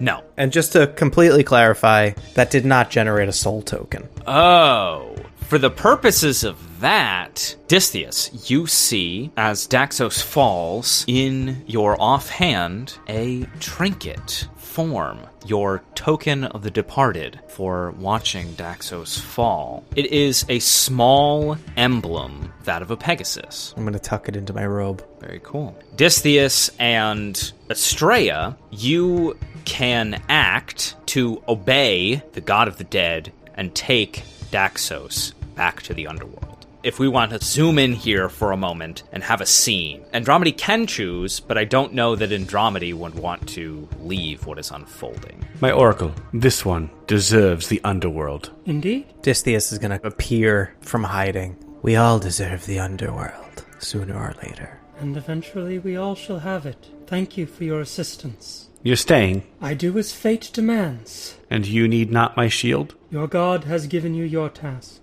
My god will give me mine. Estrella nods in agreement, picks up whatever broken mess is left of Daxos, slumps his mostly bifurcated corpse over her shoulder, and starts walking. Which realm of the underworld did we start in? Because I'll say a farewell. Agnes. We were in Agonis? You all started in Agonis, but you would know Erebos wants you to bring Daxos to Tizeris. I would mostly just want to say, perhaps I'll see you in Agonis then. If fate decrees that we should meet again, I shall be glad to meet you again. Turning to Distheus, that's probably as nice of a goodbye as we'll get from them. Yes. Farewell, Oracle. Farewell, lost soul of a lantern. As we walk away, you don't think they'll make us stay in Tizeris, do you? I should hope not. After all we've done here, who's to say but Erebos himself? Very cool. And with that, Distheus and Estrella leave to return to the underworld, with Daxos of Meletis in tow. Back in the fray, on Initiative 1, Daxos is out of the fight, so we go back to the top at Initiative 20. We still have the fight in the air, and a couple of things happen now. The lair action will resolve first. Let's have somebody roll a d10. It's my turn. I went last time, yeah. 9. That's fitting. And so everyone, on the ground and in the air, see Klothys extend her arms out and unleash her fury on the whole of the polis. You see, shifted out of the underworld through the power of Nyx, several Wost Riders phase in and out of existence and unleash their otherworldly fury in Klothys' name. I'm going to need everybody to make me dexterity saving throws. Paravex got an 18, and Andromedy nat 1'd it. Gron got a 19. Klyx got a fucking 27. Fucking cool. There it is. All right. So Andromedy, as these Wost Riders appear and gaze out with their terrifying faces that are vacant maws disfigured by the wrath of Klothys for trying to manipulate destiny in their personal favors in their lives, you are caught in their anti-magic cones. And for the next round, all magic items that you are carrying are suppressed. And you additionally take 10 psychic damage. On 19, Andromedy, you stand at the foot of the observatory and watch the gods clash in the air. What do you do? Can I just roll a religion check to see if Klothys does want me to stay and help her here, or if I should return to the seal? Absolutely. That is a 26 religion. Awesome. You look up and you see there are many threads Klothys is trying to write in this convergence of moments. All of these destinies, all of these fates. not just of the gods, but of you and all of these people. You can hear the shouts and cries of the blessed martyr growing louder and louder. You can recognize what they're talking about now. And in this moment, you feel oddly, simultaneously, very close to Clothis, but very distant. And on that roll, you see this tangled mess she is trying so hard to right. A familiar red thread from you toward a crowd of chariot riders above the observatory. How far above me is Zephos? He is about 100 feet up from where he was. So from you without moving, I would say probably about 140 feet, but you could probably get within 120 or 100 if you use your full movement. I think that is what I will do. Up to the balcony of the observatory where Zephos once stood. Okay. And if I'm within 120 feet, I will fire off a magic missile. Just a second level one for now. Okay. And so that's going to be 14 force damage. Awesome. Anything else from Andromeda? That's it for Andromeda right now. We go to Haktos and the boys. It seems like their assaults are having more of an effect. You saw many of the combats taking place down on the ground from the air. And Paravex, Gron, and Klyx, as many of them seem to be turning against Heliod. All three of you, please roll me Arcana or Religion. 14 Arcana. 16. Either. 13. Nice. Okay. To the three of you, it would appear as though as Heliod's forces diminish, his own power seems to be waning. And Scala made a joke about this before, but it does look as though Heliod's devotion in this moment is cracking. And so you see these blows from the Elysian Legion and Haktos connecting. And with that, we go to Klyx. Gonna keep going. All right. The usual. I'm gonna start with a stealth. Yeah, 30. He did roll an 18, and for perception, yeah, he beats the 30. That's a 32. Holy shit. Wow. Alright, so I guess it's just a regular attack then. Oh, fuck, I don't think a 17 hits him. That's it. That's the whole thing. All right. Klyx, at the end of your turn, he is going to retaliate. Use a legendary action. Didn't hit him, but okay. He saw you try to hit him. I was kidding. Tell him I was kidding. He very clearly saw you try to hit him. And so he's going to retaliate. Yeah, he's just going to keep spamming Sunbeam because he can do that. Klyx, make me a Constitution saving throw. Yeah, fuck you. It's a 23. Klyx is weirdly high con. That'll pass. And so you're going to take half of 24. That's 12 radiant damage. All right. So we go on to Paravex. Well, now that I can see Heliod, I swear a vow of enmity against him. Hell yeah. Nice. To the last I renounce thee. From Agonist's heart I stab at thee. Nice. You love to roll a 5 and a 3 with advantage. Oh, no. 14 misses. Cymede still has one of these. She's going to use a Chrono Shift. Thank you, Queen Cymede. A 20 hits? 20 hits. Okay. And that is 19 psychic damage. And the extra attack, 28 to hit. Hits. I have a strange feeling that the god of the sun is immune to radiant damage, so I'm not going to waste any smites on this. That's 12, 14, 21 more psychic damage, though. Awesome.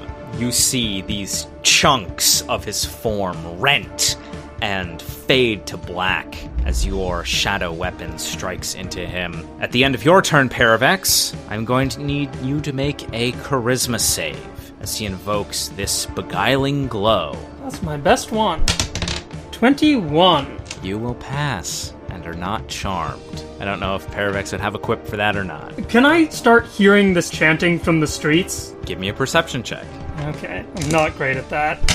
but that's a 17. Yes, you can. Paravex would just join in, realizing what's going on. The martyr has returned. She wields the true cursor. The martyr has returned. She wields the true cursor. Trying to diminish Heliod's power. Hell yeah. Very cool. After Paravex, we are down to Gron. All right, Gron, now able to see, still swinging. Is Zephos here? Yes, for the purposes of this, Zephos is here. You see he has these spectral Nixian wings and is glowing. And not that Gron would know who this fucking guy is, but you see this high oracle of Heliod has been raised up into the sky to come to his defense. How far away? If you wanted to athletics your way across different flying chariots, you could get to him with your movement. Okay, yeah. So, Gron can now suddenly see again. Who's that? And he's gonna Hell yeah. Nice. try to make his way across these chariots over to this new figure that, looks aligned with Heliod. Start swinging at it. Absolutely. Go ahead and give me an athletics check. Okay, that's 28. Yeah, you get there. Great. And I'm gonna put a blinding smite on this. Hell yeah. I feel like that might hold on him. Here we go. Attacking recklessly. The first one's a 21 to hit. Hits. Great. And so that's gonna be 10 slashing damage, 4 force damage, and 13 radiant. And Constitution saving throw for that blinding smite. He does roll a natural 19. Yeah, that saves. But all of that damage, did it look like it held? The radiant damage was resisted, but everything else went through. Alright, second swing. 27 to hit. Absolutely hits. 14 more slashing, and 2 more force. 1 more with advantage. That's a 26 to hit. That hits. Oh, and only 6 more slashing damage. Gron, you don't know who this guy is, but he looks bloody as you swing these massive swings into him. Excellent. No, this can't be. The sun cannot fall. We will not fade. Yeah. Gron is gonna step up on him, Hell yeah. seeing that he's got the upper hand in this combat. He's not afraid of him. After Gron, everybody else is gone. We go all the way back to the top, and a couple of things happen, again, on Initiative 20. The first being the lair action of the gods. Somebody go ahead and give me another D10. I'll do it. It's a 10. Is it that good one again? No, it's not. These are non-repeating. So, what happens? It's Heliod's. You see, erupting from his form, Heliod's radiance. I need everybody to give me Constitution saving throws. Dirty 20. Andromeda got a 13, Paravex got a 9. 12. This is the big one.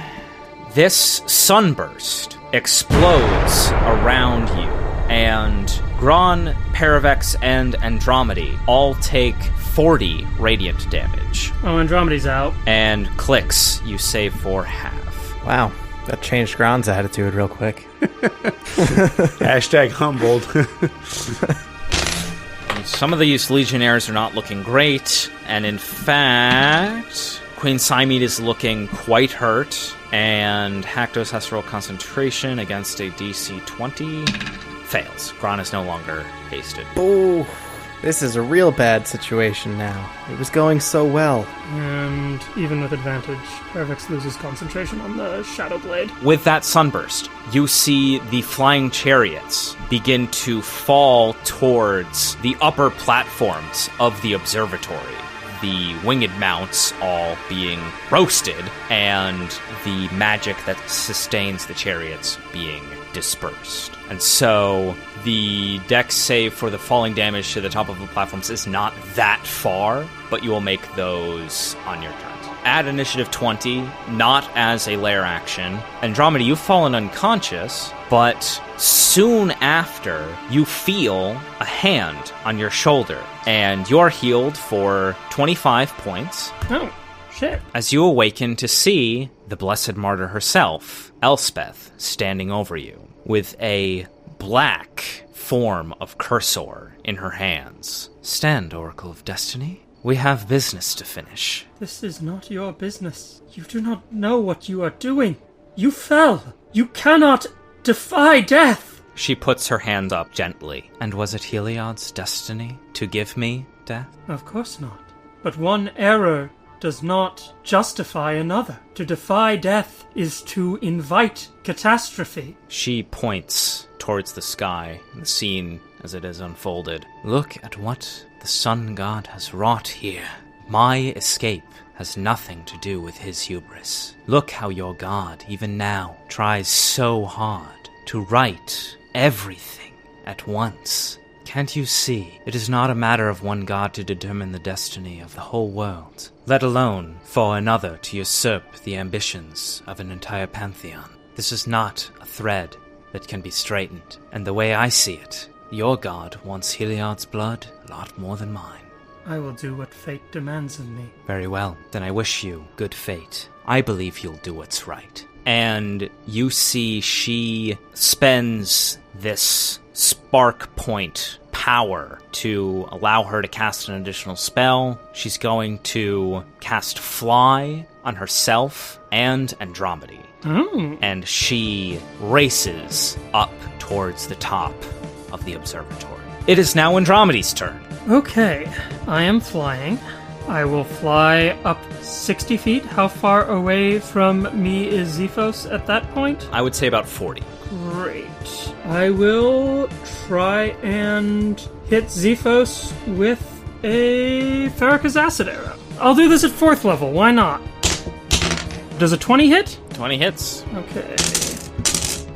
So he takes 15 acid damage, and will take more on the end of his next turn. Incredible. Gron, you see Zephos in front of you get shot by this acid arrow from below, and racing up, you see Elspeth, and behind her, Andromedy. I'm going to turn back to Klyx and Paravex. All is not lost. Keep fighting. Hell yeah. That is Haktos and Cymede. They hear Gron's call and continue fighting. Cymede's going to roll perception on her turn.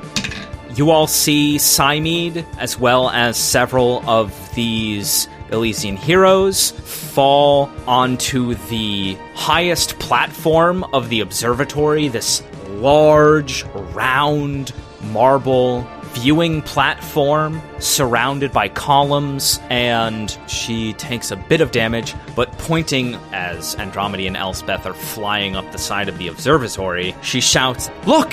Elspeth has escaped!" And you begin to hear the growing sounds and shouts of this call. Elspeth has returned. The Blessed Martyr has returned. The Radiant Martyr has returned. And they all finish this call with, and she wields the true cursor as these flying chariots crash around the vicinity. We go on to Klyx. Klyx, I'm going to need you to make a dex save. 21. That will pass, and so you take nothing from fall damage, because rogue. But you are now on this observatory platform, which puts Zephos about 20 feet above you. Would I be able to see Andromedy? And you now see Andromedy. Yeah, Klyx is going to smile under his robe and take out his crossbow and shoot at Zephos. Nice. Natural 20. No shit. Fuck, yes!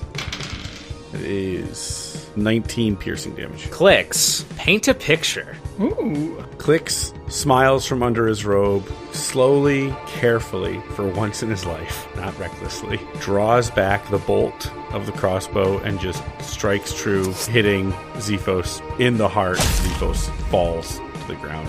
That felt like it was meant to be. I don't know how loud Klyx would say this, but Andromedy, you see this bolt strike Zephos, and as you watch him fall to the top platform, you see Klyx was the one who struck him down. As we go to Paravex. Paravex, give me a dex save. All the feels, and then Paravex. Would I have time to take a bonus action before making this dex save? What would you like to do? I'm on 2 hit points. I just want to heal myself, because otherwise I'm getting knocked the fuck out. Okay, I'll say this will use your reaction for the round, but I'll give it to you. Okay, appreciate that. I'm just going to use all of them. I'll use my healing light for 11. And now a dex save. 19. That will pass. You take 4 bludgeoning damage. Okay. And you see Elspeth and this oracle rising in the air to join the fray. I guess it's just Eldritch Blast at Heliod right now. All right. I'm still sworn enmity, so these are with advantage. And there's a crit. Incredible. There you go. So the first one is 6 force damage. You hate ones on d10s. The second one is 27 to hit That'll hit. for another 6 force damage. No, that's it from Paravex. Okay, we go on to Gron. Gron, please give me a dex save. All right. It's a nat 20. Awesome. You pass and take half of 12. Halved again because you're still raging. You take fucking 3 bludgeoning damage. And land standing? And land standing. Fucking hunks of chariot crashing around you. What'd I miss? I can't do anything, though, because I just ended haste last turn, so... That's right. So Gron is stunned for the round, and that brings us all the way back to the top. And so there is only one of these lair actions of the gods left, and that is the one summoned in part by Gron, but having drawn Mogus's rage into this fight, you see, in very Mogus fashion, he unleashes his rage on Heliod. Well, shit. And so, this being beneficial because none of you take any damage. I'll take it. And so, the God of Slaughter swings his vicious axe into Heliod, and you hear the Sun God, No, I am Heliod, god of the sun. and he points his spear down towards Elspeth. I sent you to the underworld, and by my order, let alone the rest of these gods that you have managed to turn against me, they would surely all agree that is where you belong, not I. She lands on the top of the platform of the observatory of Melitus. I've escaped the underworld. I've forged my own destiny, and now it looks like you will face yours. Preparing to finish her nemesis, Elspeth holds her action and looks to the party's aid. We go on to Andromedy, next in the initiative. What do you do? Scully definitely would have been obliterated by the sunburst, so I can't have Scully deliver touch spells, but I can cast Witch Bolt. So I will cast a 3rd level Witch Bolt at Heliod. Very cool. Jeez, I'm running out of spell slots. And that's a 2 on the dice. That's not going to do it. You can see Heliod frantic as his champions, his armies have been slain, and he appears desperate and cornered. But even so, he is able to deflect the assault from this Oracle of Destiny. We go on to Klyx. Can melee strike Heliod at this point? Fully, yeah. Okay. But I'm on an exposed platform, but Gron is here. Gron's here, baby. Klyx looks around, sees Elspeth readying her spear, and does what Klyx knows to do best. Hide behind his best friend in the world, Gron. And I'm going to use my bonus action to hide behind Gron. Hell yeah, Set me go up for a ahead. sneak attack. The 23. Casting his radiant gaze about, it appears as though you are hidden. It appears as though I am going to attack. Hell yeah. Definitely hits on good 24 or some shit like that. Hits. 26 piercing damage. Hell yeah. Klyx, go ahead and paint a picture. It's not just a picture. This is a whole fucking fresco. Like, Yeah, this is a Sistine Chapel's worth of painting. Create a mosaic. Yes. Yes, a divine work, if I would. I mean, I'd love to paint a mosaic, but Klyx is doing what Klyx always does. He leaps up from behind Gron, springs off of Gron's beefy bovine shoulders, and with his daggers, cuts into this Nixian form of Heliod, enough to break Heliod's not only confidence, but his stance, pushing his arms to the side and exposing Heliod's full open chest. And as Klyx twirls back and lands to the ground, says to Elspeth, "It's now or never. Do it." And you can see she takes the shadow spear in both hands and hurls it towards Heliod. As the shadow spear collides with Cursor, Heliod trying to deflect this attack, and everyone in the whole of Melitus watches as Cursor shatters and the shadow spear strikes Heliod. A ripple of energy bursts across this scene, and you see Heliod brought low. Elspeth takes the Shadow Spear out of his form as he hangs heavy in the air next to this platform. You all watch as Klothys and Erebos and the other gods circle overhead around him, as in this moment we exit initiative. You see Klothys's threads of fate begin to wrap around Heliod as she booms over this scene. Heliod, brought low by your own hubris, as the god of destiny, I charge you with your fate, an eternity in the underworld, lest your devoted cease to pay you devotion. You hear Erebos laugh as he takes his mighty whip and lashes it around his brother's neck. And together with Klothys, they begin to drag Heliod into the underworld. Nice. The four of you witness all of this, and you see Elspeth standing to the side, Shadow Spear in hand, Cymede and Hakdos and the rest of the heroes of Elysia on this observatory platform. What do you all do? Paravex, Gron, and Klyx are all on the observatory rooftop at this point? Basically, yeah. Andromeda is up in the air. In the air nearby. Is it over? This war is over. The three of you see Elspeth approach, and you see Cymede resting on the floor. She says, in tired breath, "What have we done? I didn't know what to think." Paravex takes a knee in front of Elspeth. Thank you for lending me your strength, my champion.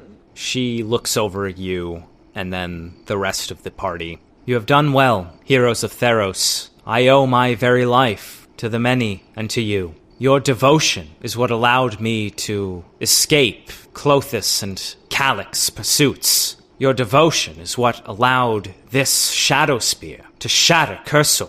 But never forget the devotion in yourselves. The gods of Nyx may be powerful, but so are you, and you have a right to your destinies just as much as the gods have a right to theirs." Could Elspeth make Andromeda a reflex save? Destiny is not for mortals to interfere with, they say, landing on this platform.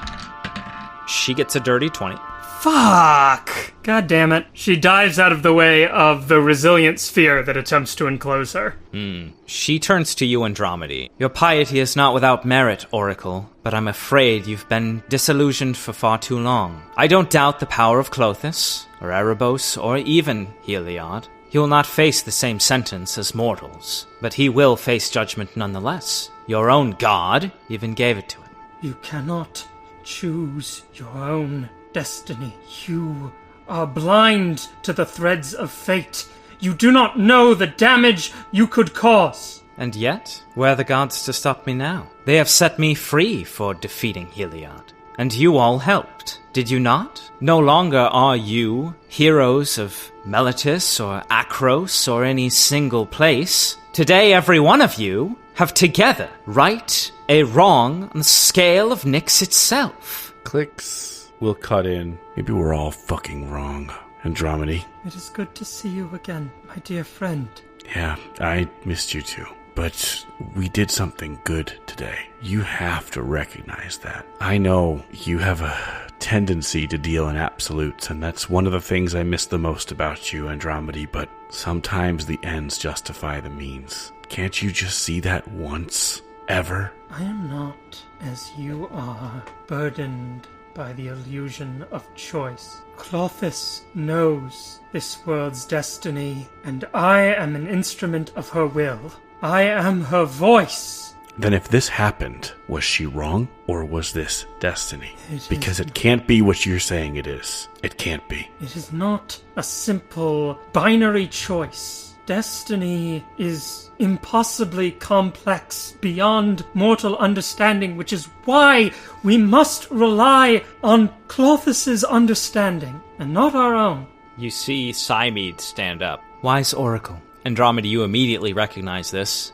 as Queen Cymede. Andromeda gives a appropriate bow. Do you believe that Clothis holds more power than any of her brothers and sisters? Then do you believe that Keranos was choosing a destiny that was a flaw when he revealed to me the injustice that was Heliod cutting down this champion? As she gestures to Elspeth. I have seen the pettiness of the gods. I have seen the treachery of the gods. None of us can deny their power and authority, but it must also be recognized that we have power and authority as well. Paravex interposes themselves between Andromeda and Elspeth. Stand down, Oracle.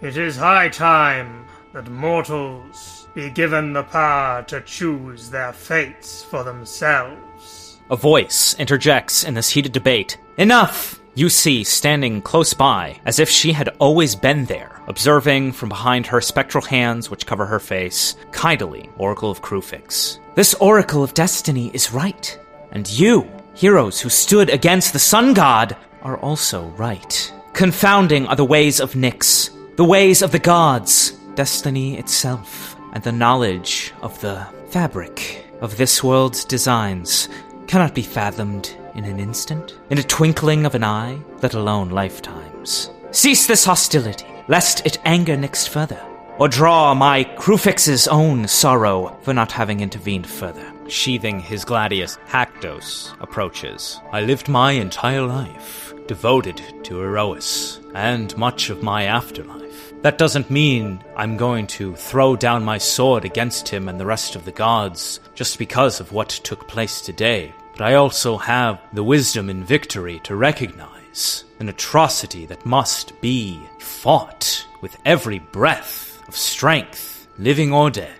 Surely, voice of destiny, this is exactly what your god is trying to help mend.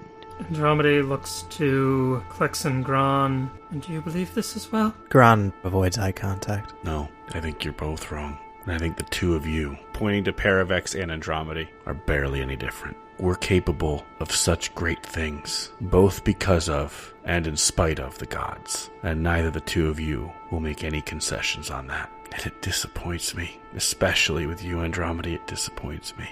We keep getting called heroes. We keep being called to save the world. And the more I listen to either of you, the more I can't quite answer why we do it. I see that I have not imparted the wisdom I thought I had on you, my friend.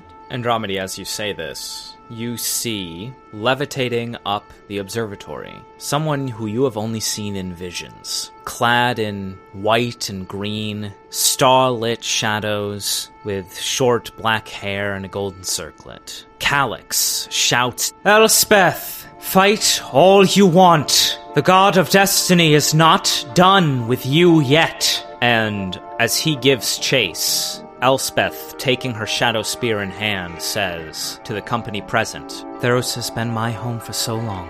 Remember what is important to you as a people, and never stop fighting for what you believe in. I shall miss this place. She planeswalks away from Theros. Klyx, in a fury, strikes his spear through the portal as, with a burst from his chest of green and red energy, a planeswalker spark ignites, and he speaks with his voice as well as Clothis's. We will follow you through the multiverse. You will face your judgment from Theros. And you watch as Klyx follows Elspeth into this ether. The portal closes. Curses. The four of you look out over this battlefield of Meletis. The dust, for the moment, finally settled as you sit with these thoughts weighing heavily on your minds. The portals to the underworld have vanished. The people of Meletis slowly beginning to tend to their polis. And so, we leave this scene and all that transpired atop the observatory of Meletis. And sometime later, we find Paravex. What are you up to? Paravex strides softly through the wide grasslands of Oreskos. They are heading northeast towards the Mirror of the Sun to find other iconoclasts who will stand with them and carry on the fight against the authority of Nyx. Very cool. As you walk this path, you feel the wild wheat brushing against your legs, the smell of sweet grass in the air, and a cloudless sky where the sun above you still shines brightly, even without the god of the sun there to guide it. We go on to Klyx. What are you up to? Klyx is in a place he thought he would never step foot in again, which is the entrance to his hometown, Miaska, on the outskirts of that town, far away, for now,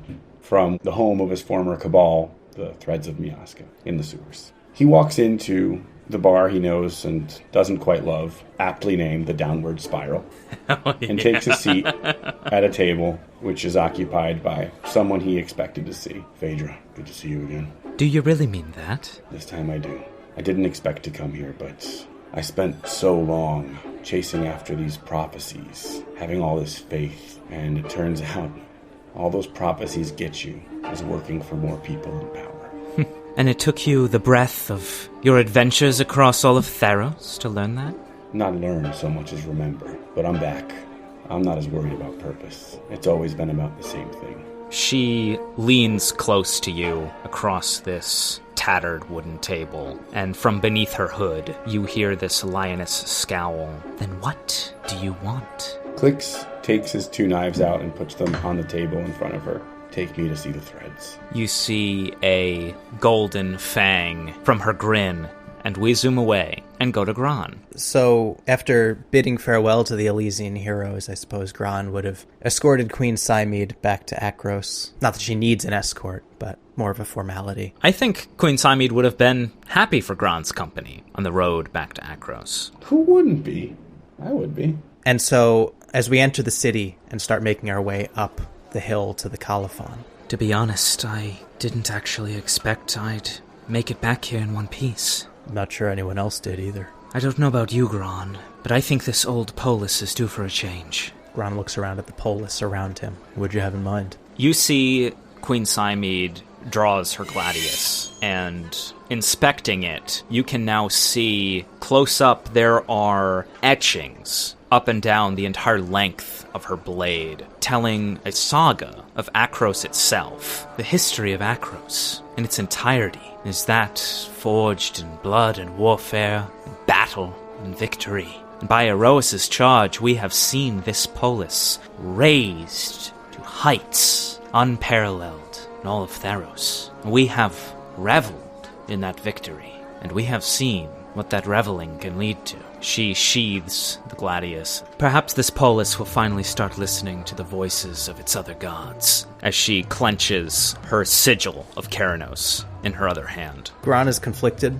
in this moment. He still has the words of Paravex rattling around in his head. He isn't going to speak out of turn in front of Cymede, but he's not fully convinced that any of the gods can be trusted. The two of you continue up the path towards the Colophon. All the while, you see Cymede has had her head covered in her shawl. And it isn't until you reach the Colophon itself where you can see training in the yards among many of the other Akroan soldiers, Califex. Gron! By the gods, you're still alive! Gron will make eye contact with Califex, and then straighten up his posture and very formally announce so that all around can hear. The Queen of Akros has returned, Queen Cymede. Nice. Hell yeah. Very cool. You can see Califex alongside all of the other warriors immediately take a knee as Queen Cymede reveals her presence. By Erois! Gron, you did it! Looks like you're off the hook, buddy. Oh my god. That's such a fucking Gron thing to say. He rises and takes your arm in his. Gron, you must tell me everything. What happened? How much time do you have?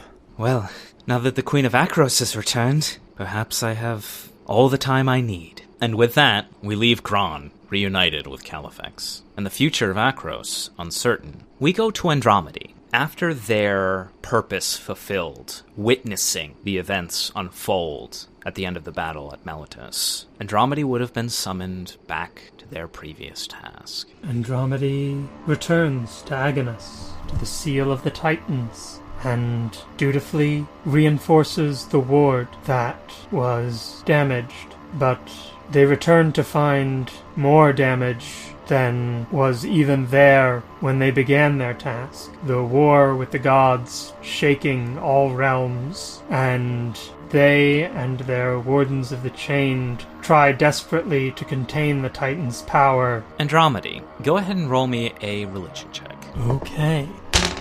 You gotta be joking. Well, and that one is still a 10. I'm sure today hasn't given you any portent dice. You're right, I should roll my portent dice. Sure, let's call it an 18 instead.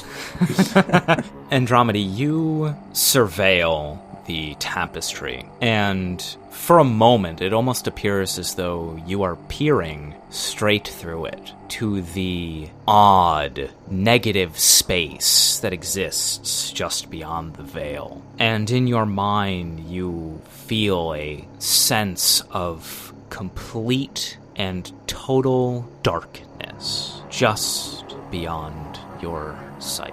And we go on. Sometime later, sometime much later, Klyx, you are suddenly awoken from your night's rest, wherever that was, having been taken up by Klyx, transported to the Temple of Mystery, Klyx's own domain. It rests on the edge of a gargantuan waterfall that seems to spill out over the edge of Theros itself. You see there a budding juniper tree, not unlike the one beneath which you used to pray. You see there Klyx himself, as well as his oracle, Kydali. You hear him saying, "Something is coming.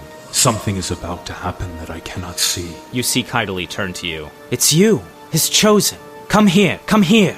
Surely he has summoned you for some reason." Klyx walks over, but perhaps not with the same degree of enthusiasm or sense of belonging that he might have back in Meletus. As you walk towards this scene, you hear him continue. "Xenagos, Elspeth, Ashiok, Klyx, born from Clothis and destiny bound into the multiverse." He looks towards you, Klyx. "I told you to continue your path. Now tell me what you saw. Tell me what you now know." For a while, I saw what I thought was the truth, but I just saw horrors beyond imagining. I spent so much of my life in the sewers, on the streets, killing people, stealing, just to get by, and thought that if I truly tried to help, it'd go away. And I was fooled into doing this in service of the gods, only to find out that the hells they raised were far greater than anything else I had ever seen in Miaska or Akros. You asked me what I've seen. Nothing worth writing about. Nothing worth fighting for. No, this isn't right. This doesn't make sense. Something has begun to unravel. Nyx itself. No! And as he speaks, you hear a voice. But it's not just in your mind. Everyone on Theros can hear this enigmatic voice echoing in the skies. "Present once, present again! Choose wisely your paths, for only one may be yours. The inevitable can be prolonged, but not prevented."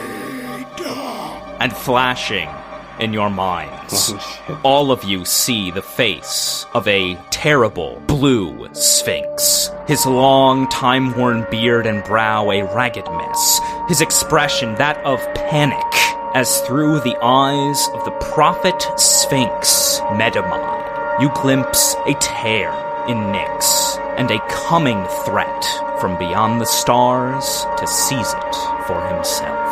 And that's where we will leave this story. I wonder what that means. Fucking cool.